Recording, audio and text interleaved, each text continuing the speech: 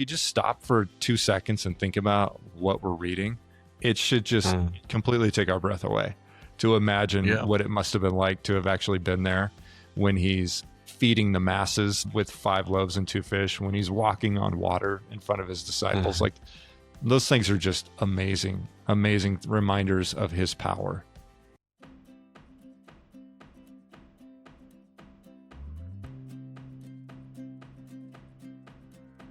Welcome to The Weekly, a podcast brought to you by Calvary Bible Church.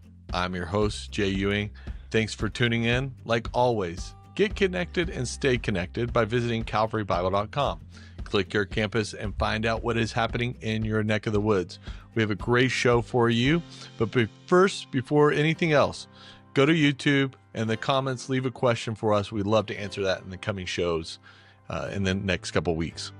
This week, we have a great guest in the digital space, Perry Marshall. Welcome, Perry. Thanks, Jay. Great to be here. Yeah, man. In the digital space. It is in the digital space. I'm actually in the office. So many people are probably listening to The Weekly get recorded. Yeah. It's how the sausage I'm in my basement. People. Yeah. No, you're not in the basement. You're probably overlooking the Flatirons because you live and work in Boulder. I'm in the bunk bed, which is historically known as Thomas and I's office. We share cubicle space. Excellent. Yeah. How are you doing, man? Good. Yeah, doing great. It's a beautiful day today and, middle of the week. So trying to stay on task, stay on target. But yeah, things are going well. Yeah. Thanks for taking a moment to be with us on The Weekly this week. Of course. So good to have you, man. How's your season of campus pastor life? Preaching quite often these days. Yeah. How are you feeling about all that? Yeah, it's great. It's great, man. We have such a great team in Boulder, and I'm just grateful for the people that I get to work alongside. They are so gifted and equipped well to do the jobs that they're doing, and it's just a blessing. And having an environment that we have here, where you have so many great volunteer leaders too, it's an amazing place to be a part of it. So yeah, that's really cool. I mean, does it feel like y'all have skipped a beat or pause for anything, or it just feels like a normal week in and week out after Tom has stepped into sabbatical? Yeah, well, I don't think you can ever feel like you didn't skip a beat when you have somebody who's been here as long as Tom has, and when he had led at the capacity that he'd been leading for so long. So yeah, we've skipped beats, but again, the team here has carried us along, carried us through it, and it's been great. Good, man. Really good. All right. What is your favorite thing to do in the fall outside of work? Yeah. Well, I go to a lot of cross-country races and concerts. Yeah. That's what I do as a dad. Yeah, dad life. I don't know that. I guess the cross-country racing is unique to the fall. Concerts are not. But yeah, a lot of activities surrounding our family. And it's beautiful time of the year, to be able to see all of the leaves changing and all of that. So it's really fun to be outside. And I like to personally will go out for a run or, do some kind of exercising outdoors, take advantage of the beautiful weather. Yeah, man. It was a great season here in Colorado called the fall. It is. Yeah, totally. All right. So we're in this Gospel of John series. We've just approached John 6. What do we need to know heading into John 6 that we might not anticipate? Yeah, I think with John chapter 6, one of the things that's pretty obvious from where we were this last Sunday is just that Jesus is displaying these really just, I think, hard to imagine supernatural abilities, supernatural powers in some very familiar stories that we probably heard over and over if you've been in the church before. And it's easy to kind of lose the wonder of it because it can be so familiar. But if you just stop for 2 seconds and think about what we're reading, it should just completely take our breath away to imagine what it must have been like to have actually been there when he's feeding the masses with 5 loaves and 2 fish, when he's walking on water in front of his disciples. Like, those things are just amazing reminders of his power. Yeah, that's a really good reminder because so many of us have had these stories, maybe even since childhood. We remember them in sort of flannel graph moments within Sunday school long ago. They're in our Right. children's story Bibles because they're some of the best stories. Yeah. How do you sort of transition from that sort of category of these stories to what John is really trying to communicate in his gospel about Jesus? Yeah, I think it just comes from paying attention to what's going on in the text, really, but to certainly focus on the miracles themselves, but to be able to read them in their setting, in the context that they're showing up, and to recognize that Jesus isn't just doing things for these abstract reasons or reasons of just trying to impress the crowd, but he has a very distinct purpose in mind. And those things are in the text if we'll pay attention to it and to see that he's trying to communicate something through what he's doing. And that's where really the message and the core of it is found, just by paying attention to those details. Yeah, that's really good, Perry. Thanks for that encouragement to us. You started off your sermon, and how does the sermon illustrate the challenge of trusting in Jesus today in a skeptical culture? So a skeptic is sitting on Sunday morning or even listening to maybe these stories for the very first time. How does that really challenge sort of the skeptical nature of who we are as a people? Yeah, that is one thing I tried to kind of drill down into early on. And just the fact that we live in a culture where I think we have had many, many experiences and encounters where, for various reasons, trust has been broken or betrayed in our own human experience day in and day out. I mean, we are, fallible human beings. And it's just, I think, a very universal experience that you've been disappointed by somebody, that you have found somebody to be less than maybe what they told you they were, or even they, and that might just be by accident almost, but then you may have also had experiences where people intentionally tried to mislead you. And, disappointment after disappointment in life, sooner or later, we kind of build up a shell around that to protect ourselves. And part of that shell can be that we don't trust people anymore, or we grow cynical. And if you bring that attitude over to Jesus, then you will miss the fact that Jesus is somebody who you can trust without any reservation. And so I brought that up in the sermon and bring that up here then to just say that Jesus is trying to show us and reassure us that we don't have to have those same kind of protective barriers that we might put up around us when it comes to him. He's somebody who we can always trust. He will never let us down. He may not always do exactly what we wanted him to do when we wanted him to do it, but we can trust that he has our best intentions in mind. Yeah, I think that's a great setup for this John 6 area of the passage, especially in our today's culture. I always ask this question with the preachers. What are some things you left behind that you wish you could have picked up? Maybe you're going to pick them up this week because we're in the second half of John 6. But, one of the things that I noticed specifically about this passage that I hadn't noticed before is like the place and time it's used in the sense of Passover. Yeah. So, John has, four times the use of maybe Passover in his text. And how does that sort of play in with sort of how we read John 6? Yeah. What we should be paying attention to? Yeah, I think that's in verse 4 where he mentions that. And it's not a throwaway line. It's not inconsequential. He's very deliberately pointing out the time of year that this is taking place. Yeah.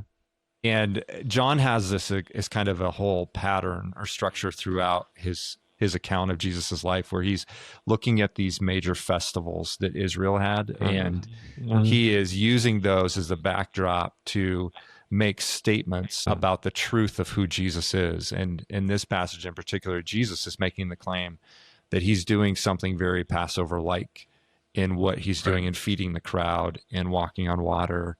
And then there are these other little things throughout the text too, like the grumbling of the people that we'll read about this coming Sunday, the fact that Jesus goes up on a mountain with his disciples, all of these things are reminders, should remind us of the Passover. And I think they're meant to remind us of the Passover, that Jesus is doing something in their day that is very reminiscent of what had happened over 1,000 years before. Yeah. That's really cool. I think that was one of the unique things of the text for me this week that really hit a little different. Okay, so you talked about provision and deliverance from Jesus and these sort of two ideas of these two miracles, one being the feeding, the other one walking on water. How do we really apply the feeding of the 5,000 to like our everyday life as a Christian? Yeah.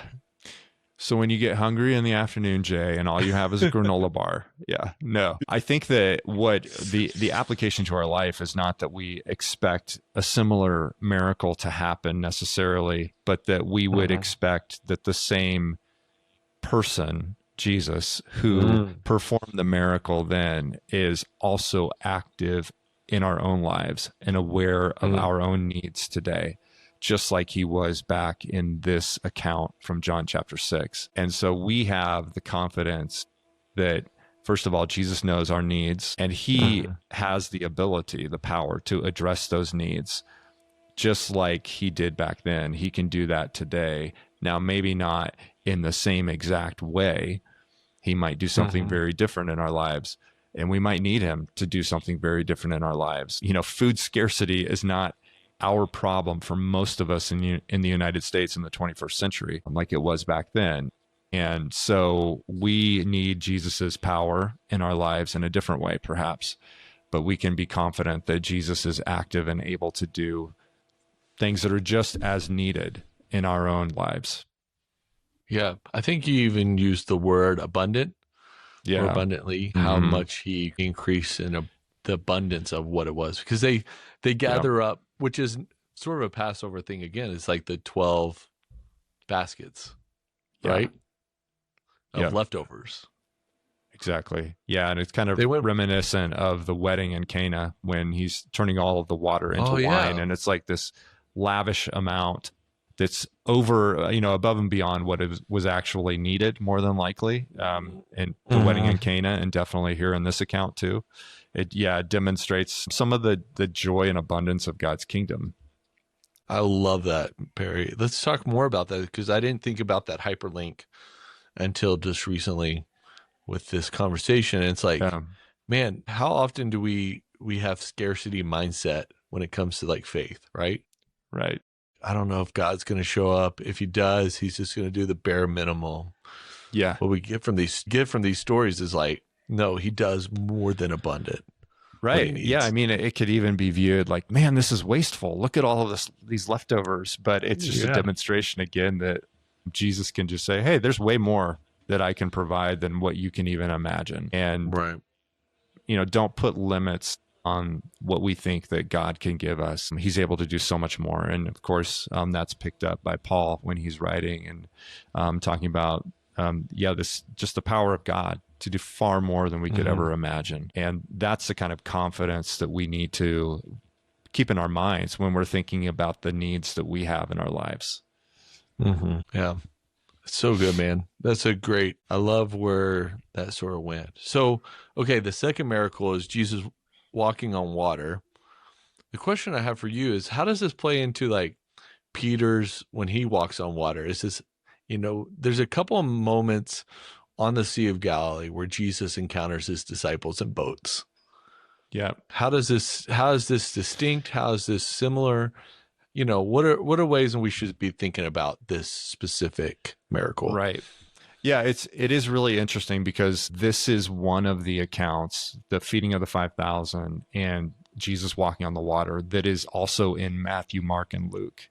There aren't many accounts that show up in all four Gospels before you get to the cross and the resurrection, but this is one of them. And for whatever reason, John does not include Peter in this scene, while he is a part of the same kind of episode in the other Gospels. And I think the reason for that has to do with John is just for his own purposes, doesn't need to include that. He's trying to communicate something about Jesus in this scene. And, I can only guess as to why he included only what he included, but it probably would have to do with the fact that John is trying to give just undivided attention to what Jesus is doing in this moment. by walking on the water and demonstrating Jesus's power and ability to deliver them. And in some ways, perhaps it would be a little bit of a distraction, or John is probably also just thinking that the readers of his own gospel are already familiar with the story to know that this also happened in that scene. Yeah, that's a really good. I'm glad we're talking about that, because that's one of those questions I had after Sunday. It was like, well, how does this all play a part together? Right. That's good. So, John mentions that the boat is really deep inside the middle of the sea. So it's not like Jesus walked on water right at the shoreline, 10 feet to the boat. Like, they're out in the middle of this raging thing.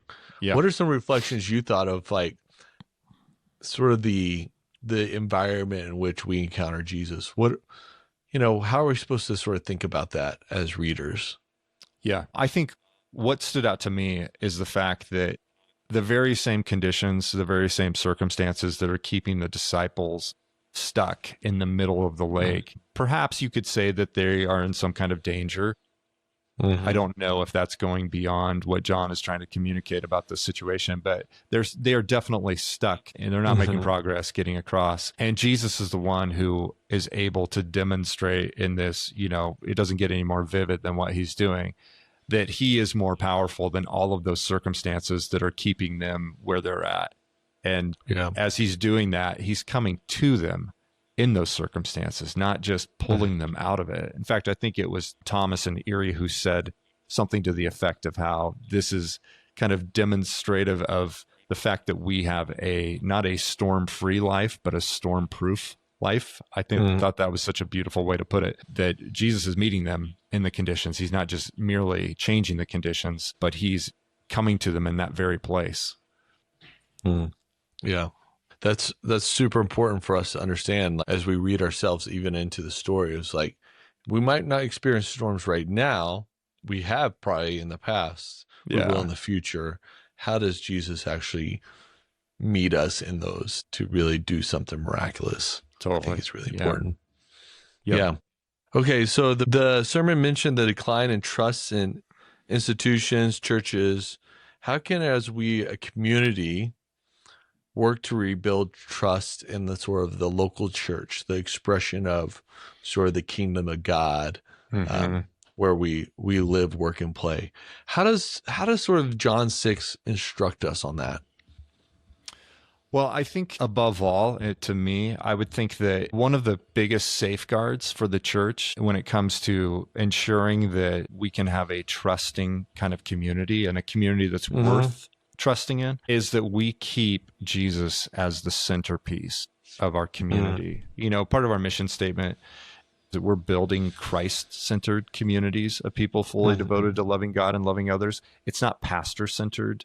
It's not, in Boulder, it's not Perry-centered. In Erie, it's not Thomas-centered. It's not Zach-centered in Thornton, but it's Christ-centered. And he is the one who we are calling people to put their trust in, not into any human being, not into any figure other than Christ himself. That's who we want to keep our focus on, and understand that we will let people down. It's guaranteed. Just give us time, man.